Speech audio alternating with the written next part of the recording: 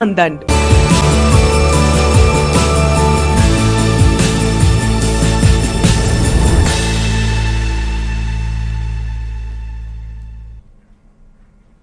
नमस्ते बिहार, मैं हूं आपके साथ शिप्रा झा।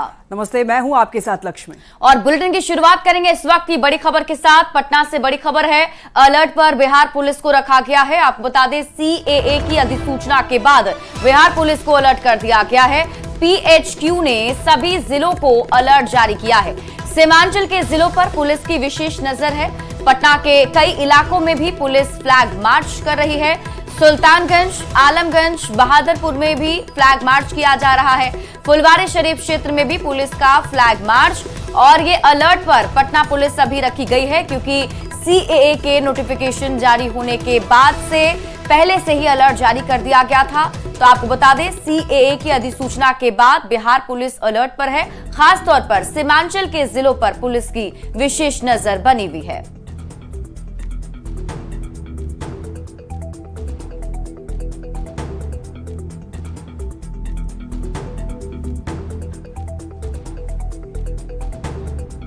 आपको बता दें कि अलर्ट मोड पर है बिहार पुलिस। सीएए की अधिसूचना के बाद बिहार पुलिस अलर्ट है।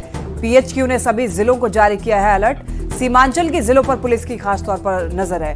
पटना के कई इलाकों में पुलिस का फ्लैग मार्च। सुल्तानगंज, आलमगंज, बहादुरपुर में फ्लैग मार्च कर रही है। और आपको बता दें कि फुलवारी शरीफ क्षेत्र में भी पुलिस का flag march.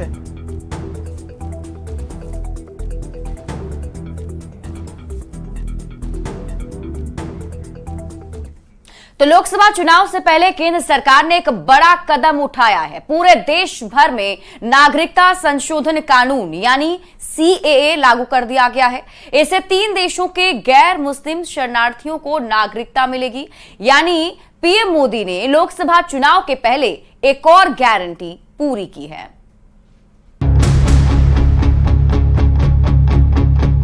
Citizenship amendment bill हम इसको लागू करने के लिए प्रतिबद्ध है।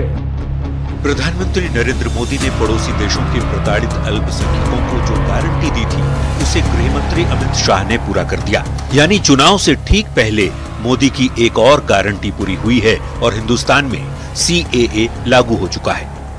मोदी सरकार ने नागरिकता संशोधन कानून का नोटिफिकेशन जारी कर दिया, जिसके बाद कई तरह के सवाल खड़े हो रहे हैं। बता दें कि विपक्षी दलों ने सीएए को लेकर पहले भी देश में माहौल खराब करने की कोशिश की थी। सीएए को चुनावी हथकंडा बताया, लेकिन नागरिकता संशोधन कानून को समझेंगे तो वो वहम और अफवाह भी दूर हो जाएंगे, जिसके बूते विपक्षी पार्टियां मुस्लिमों को भड़काने की कोशिश करती रही। दरअसल सीएए लागू होने से 3 पड़ोसी देश के शरणार्थियों को नागरिकता मिलेगी। अफगानिस्तान, पाकिस्तान और बांग्लादेश के शरणार्थी को नागरिकता मिलेगी। हिंदू, सिख, बौद्ध शरणार्थी भारतीय नागरिक बन जाएंगे। जैन, ईसाई, पारसी शरणार्थी भारतीय नागरिक बन जाएंगे। अवैध तरीके से भारत आए शरणार्थी भी नागरिक बनेंगे। 31 दिसंबर 2014 से पहले आए लोग देश के नागरिक बन जाएंगे। गृह मंत्री अमित शाह ने साफ कर दिया था कि सीएए भारत का कानून है और ये लागू होकर रहेगा। और शाह ने जो कहा उसे पूरा करके दिखाया, और इसे लेकर विपक्ष हमलावर है। सीएए देश का कानून है, इसको कोई रोक नहीं सकता और हम सीएए को लागू कर रहेंगे। भाई और बहनों, जो वहां से आए हैं वो सभी हिंदू भाइयों बहनों का इस देश पर इतना ही अधिकार है जितना मेरा और आपका अधिकार है। कि एक बीजेपी का इलेक्शन पब्लिसिटी है, नथिंग इज देयर। तो 20 साल में एक कानून पास हुआ था, उसका बाद 4 साल बीत गया, लेकिन अभी चुनाव जब आते हैं एक कुछ गाप गप पकड़ते हैं, ये भी एक गाप गप है, लेकिन असली फायदा किसी को नहीं मिलेगा। केंद्र सरकार ने सीएए से जुड़े एक वेब पोर्टल को तैयार किया है, जिसमें 3 मुस्लिम बहुल पड़ोसी देश से आने वाले वहां के अल्पसंख्यकों को इस पोर्टल पर अपना रजिस्ट्रेशन कराना होगा और सरकारी जांच पड़ताल के बाद उन्हें कानून के तहत नागरिकता मिलेगी। मतलब ये मोदी की गारंटी है, जो गारंटी की भी गारंटी है। अब सीएए लागू होने के बाद विपक्ष के पास सिर्फ विरोध और अफवाह फैलाने के अलावा कुछ नहीं बचा। और इसी को ध्यान में रखते हुए उत्तर प्रदेश से लेकर दिल्ली तक की सुरक्षा बढ़ा दी गई है। Bureau report, news 18। देश भर में सीएए लागू होते ही राजनीति काफी ज्यादा गरमाई हुई है। बीजेपी विरोधी कई दलों के नेताओं ने सीएए का विरोध किया है, तो सत्ताधारी दलों के नेता केंद्र के इस फैसले का स्वागत कर रहे हैं और इसे नागरिकता देने वाला कानून बता रहे हैं। हालांकि विरोधी कांग्रेस के नेता कौकब कादरी ने भी सीएए कानून का स्वागत किया है और लोगों से अपील की है कि इसको लेकर जो भ्रम फैलाया जा रहा है उसमें आम लोगों को नहीं पड़ना है, क्योंकि इस कानून से देश में किसी भी नागरिक की नागरिकता को कोई खतरा नहीं है। हमारी पार्टी जनता दल यूनाइटेड ने राज्यसभा में और लोकसभा में इसको सपोर्ट इसी बुनियाद पे किया था कि ये शहरियत देने का कानून है। जो लोग गलतफहमी पैदा करते हैं कि इसके जरिया किसी खास तबके की शहरियत खतरे में पड़ जाएगी और उनका सिटीजनशिप खतरे में पड़ जाएगा, बिल्कुल इसकी कोई हकीकत नहीं है। सीएए लागू आज देश भर में हुआ है। इससे मैं समझता हूं कि अल्पसंख्यक समाज को किसी भी तरह से भयभीत होने की कोई आवश्यकता नहीं है। सीएए कानून आपके नागरिकता देती है, ना कि नागरिकता लेती है। इसलिए किसी भी भ्रम में रहने की कोई आवश्यकता नहीं और भयभीत होने की कोई जरूरत नहीं। इस कानून के आने के बाद किसी भी एक भारतीय की नागरिकता नहीं जाएगी। पाकिस्तान, बांग्लादेश और अफगानिस्तान में धार्मिक आधार पर जो अल्पसंख्यक हैं, जिनको प्रताड़ित किया जाता था और जो भारत में आए शरणार्थी बनके 2014 से पहले, उनको भारत की नागरिकता देने के लिए कानून आया है। लेकिन विवादित मुद्दों को चुनाव के समय ये सीएए कानून का नोटिफिकेशन करना ये बता रहा है कि इनके मंशा में, नियत में खोट है और ये सरकार अब जाने वाली है। जाने के समय ये अपने ताबूत में अंतिम कील ठोक रही है। देखिए, देश के किसी भी नागरिक या किसी भी नागरिक समूह का अधिकार प्रभावित नहीं होना चाहिए। उसके मूल अधिकारों पर कहीं चोट नहीं होनी चाहिए। उसकी आस्था, उसकी धार्मिकता, उसकी मान्यता पर कहीं शिकंजा नहीं होना चाहिए। तो हम किसी चीज़ का विरोध नहीं करेंगे, लेकिन नागरिक अधिकारों का हनन होता हमें कहीं दिखेगा तो हम निश्चित तौर पर विरोध करेंगे, चाहे वो कोई कानून आप लागू कर दीजिए। सीएए इस देश का कानून है। 2019 के हमारे चुनावी एजेंडे में था कि हम सीएए लागू करेंगे। जो धर्म के आधार पर प्रताड़ित दूसरे देशों के लोग हैं, उनको नागरिकता देने का यह कानून है और हम उनको नागरिकता देने का काम करेंगे। यह इस देश का कानून है और यह लागू हुआ। इसके लिए माननीय मोदी जी को, माननीय गृह मंत्री अमित शाह जी को बहुत बहुत बधाई। और अब बात करते हैं लोकसभा चुनाव को लेकर। बीजेपी आज प्रत्याशियों की दूसरी लिस्ट जारी कर सकती है, जिसमें बिहार के भी प्रत्याशी शामिल हो सकते हैं। सूत्रों के हवाले से खबर है कि 2 से 3 दिन में सीटों के बंटवारे का फॉर्मूला भी फाइनल हो जाएगा और गठबंधन के घटक दलों के बीच कुछ सीटों की अदला बदली भी हो सकती है। दिल्ली में बीती रात लोकसभा चुनाव को लेकर पार्टी मुख्यालय में केंद्रीय चुनाव समिति की बड़ी बैठक हुई, जिसमें प्रधानमंत्री नरेंद्र मोदी, गृह मंत्री अमित शाह, पार्टी के राष्ट्रीय अध्यक्ष जेपी नड्डा सहित कई केंद्रीय मंत्री और बड़े नेता शामिल रहे। वहीं बिहार से दोनों डिप्टी सीएम सम्राट चौधरी, विजय सिन्हा, नित्यानंद राय, गिरिराज सिंह, सुशील मोदी और मंगल पांडे भी इसमें शामिल रहे। करीब 45 मिनट तक चली बैठक के बाद सूत्रों के हवाले से ये खबर निकलकर सामने आ रही है कि बैठक में बिहार में बीजेपी कोटे की सभी 17 सीटों पर प्रत्याशियों के नामों पर चर्चा हुई। पिछली बार की तरह इस बार भी बिहार की सभी सीटों पर एनडीए के सभी सहयोगी एक साथ उम्मीदवारों के नामों का ऐलान कर सकते हैं। केंद्रीय चुनाव समिति की बैठक के बाद पीएम मोदी ने अलग से अमित शाह और जेपी नड्डा के साथ बैठक की।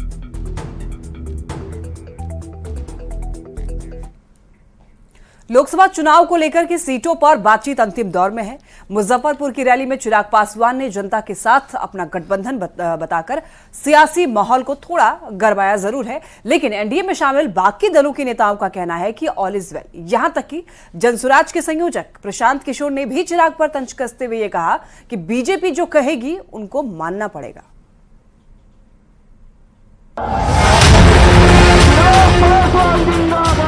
लोकसभा चुनाव का बिगुल कभी भी बच सकता है। चुनाव आयोग पूरी तैयारी में जुटा है तो सियासी पार्टियां भी सीटों का गुणागणित करने में जुटी हैं। रविवार को मुजफ्फरपुर की रैली में चिराग पासवान ने कहा था कि उनका गठबंधन बिहार की जनता के साथ है। चिराग के बयान के बाद कई तरह की कयासबाजी शुरू हो गई थी, लेकिन हम के संरक्षक और बिहार के पूर्व मुख्यमंत्री जीतन राम मांझी ने दावा किया है कि 13 से 15 मार्च के बीच एनडीए में सीटों का बंटवारा हो जाएगा। कहीं कोई नाराजगी नहीं है। बातें तय हो जाएगी और बातें तय है, सिर्फ आगे आना है उसको। चिराग जी नाराज चल रहे हैं सर, क्या कोई नाराज नहीं चल रहे हैं, वो अपना कार्यकर्ताओं को आगे बढ़ाने के लिए अपना काम कर रहे हैं। समय पर सीट शेयरिंग हो जाएगा सर? एकदम हो जाएगा, आप देखिएगा 15 के पहले सब हो जाएगा। इधर बिहार के शिक्षा मंत्री विजय चौधरी ने बड़ा बयान देते हुए कहा कि सीट शेयरिंग बीजेपी और जेडीयू के बीच होनी चाहिए। चिराग पासवान का मामला बीजेपी देख रही है, ऐसे में सीटों को लेकर कोई दिक्कत नहीं होगी। अभी तो चुनाव की भी घोषणा नहीं हुई है और हम लोगों का एनडीए में सीट शेयरिंग, भाजपा जेडीयू के बीच सीट शेयरिंग, ये समझिए ये मुकम्मल रूप से हो जाएगा। इसमें कहीं कोई अड़चन दिक्कत किसी प्रकार की नहीं होगी। मामला आसानी से और समय से पहले तय हो। चिराग को लेकर चल रही कयासबाजी पर सबसे तगड़ा बयान दिया है जन सुराज के संयोजक प्रशांत किशोर ने। चिराग पासवान पर तंज कसते हुए प्रशांत किशोर ने कहा कि दूसरों का कंधा पकड़कर बैतरणी पार करना चाहते हैं तो उन्हें सामने वाले की मर्जी के हिसाब से चलना होगा। आप जब दूसरे का कंधा पकड़ के बैतरणी अपना पार करना चाहते हैं तो भैया सामने वाले की मर्जी के हिसाब से चलना पड़ेगा। नेताओं के दावों और दिखावे अपनी जगह हैं। वैसे लोकसभा चुनाव की तारीख का ऐलान कभी भी हो सकता है। ऐसे में जेडीयू और बीजेपी के बीच कितनी कितनी सीटों का तालमेल हो पाता है और चाचा पारस और चिराग के खाते में कितनी सीटें आती हैं, इस पर सबकी नजरें हैं। न्यूज़ 18 के लिए पटना से शैलेंद्र के साथ ब्यूरो रिपोर्ट। और सीएम नीतीश कुमार के लंदन दौरे से पटना लौटने के बाद राजनीतिक गलियारे में सरगर्मी तेज हो गई है। जल्द ही बिहार एनडीए में सीट शेयरिंग के फॉर्मूले पर भी चर्चा होगी। मुख्यमंत्री के साथ लंदन गए नवनिर्वाचित सांसद संजय झा ने कहा है कि इस दौरे से वर्ल्ड क्लास साइंस सिटी बनाने के लिए बेहतर आइडिया लेने में काफी सहूलियत हुई।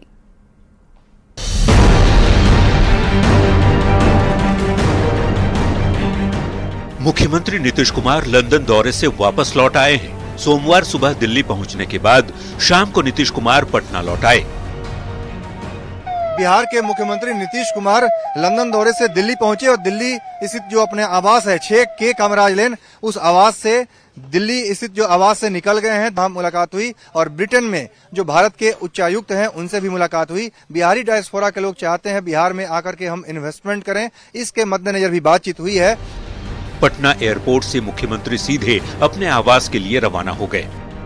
मुख्यमंत्री लंदन दौरे के बीच वहां साइंस म्यूजियम की खासियतों के बारे में जाना। सीएम के साथ दौरे पर गए जेडीयू सांसद संजय झा ने बताया कि साइंस सिटी के लिए बेहतर आइडिया मिलने के साथ ही बिहार डायस्पोरा से जुड़े लोगों ने बिहार में निवेश का भी प्रस्ताव रखा। हम लोग गए थे तो लंदन में गए थे, वहां जाकर के उन्होंने साइंस म्यूजियम देखा है, वहां के एम्बेसडर भी आकर के मिले हैं। ग्लासगो में कुछ जो डेलीगेशन के लोग थे वहां भी बहुत जबरदस्त साइंस म्यूजियम है वो देख के आए हैं और उसी तरह तर्ज पर रिप्लिकेट करके पटना में साइंस म्यूजियम बनेगा। फिर बिहारी डायस्पोरा के लोग भी मिले हैं आकर के मुख्यमंत्री से और बिहार में इन्वेस्टमेंट भी करना चाहते हैं, उससे रिलेटेड बात भी हुई। वाटर में काफी सारा काम होने का पॉसिबिलिटी है, उस पर बात हुई और लार्जली बेसिकली आपको साइंस म्यूजियम को लेकर के ही उस स्केल का इंटरनेशनल लेवल का साइंस म्यूजियम बनाने का प्लान है। बता दें, पटना के राजेंद्र नगर में बन रहा science city CM Nitish Kumar का ड्रीम प्रोजेक्ट है। इसे वर्ल्ड क्लास बनाने को लेकर मुख्यमंत्री लंदन के दौरे पर थे। वैसे सीएम के वापस पटना लौटने के बाद अब एनडीए में सीटों के तालमेल को लेकर भी जल्द अंतिम रूप दिए जाने की उम्मीद है। बताया जा रहा है कि जल्द से जल्द सीटों के फॉर्मूले पर बातचीत तय होगी। न्यूज़ 18 के लिए दिल्ली से अमितेश सिंह और पटना से शैलेंद्र कुमार की रिपोर्ट। पशुपति पारस की पार्टी के एक विधायक ने दावा किया है कि उनके नेता हाजीपुर से चुनाव लड़ेंगे। लालगंज विधायक ने चिराग पासवान पर तंज कसते हुए कहा है कि चिराग एनडीए में आते जाते रहते हैं।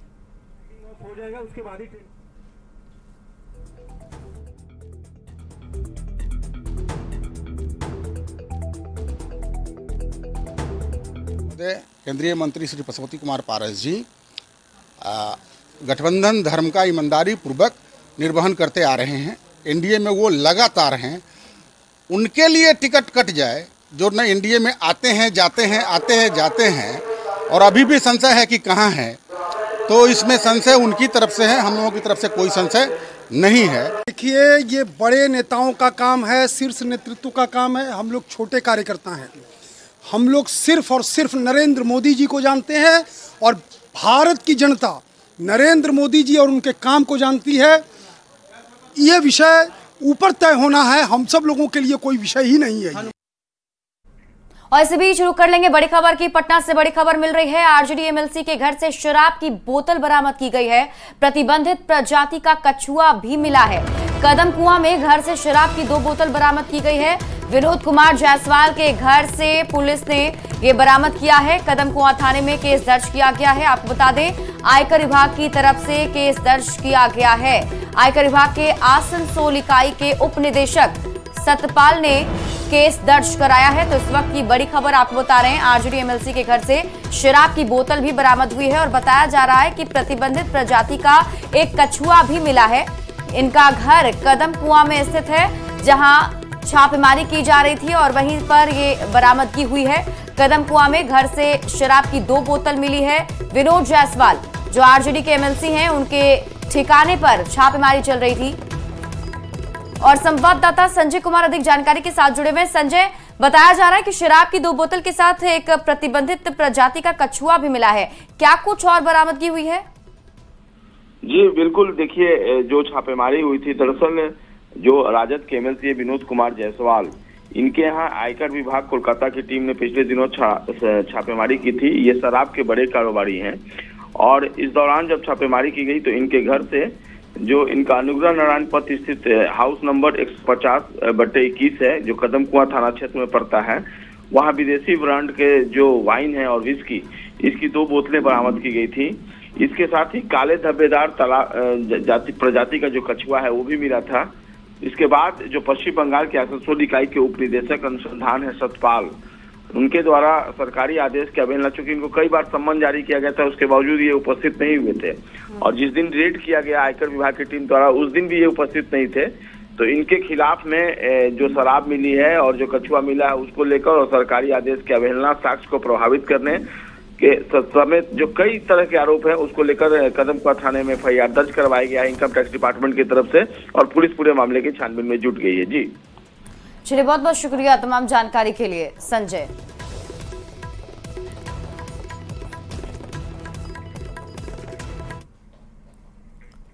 चलिए, वक्त हो चला एक छोटे से ब्रेक का। आप देखते रहिए न्यूज़ 18।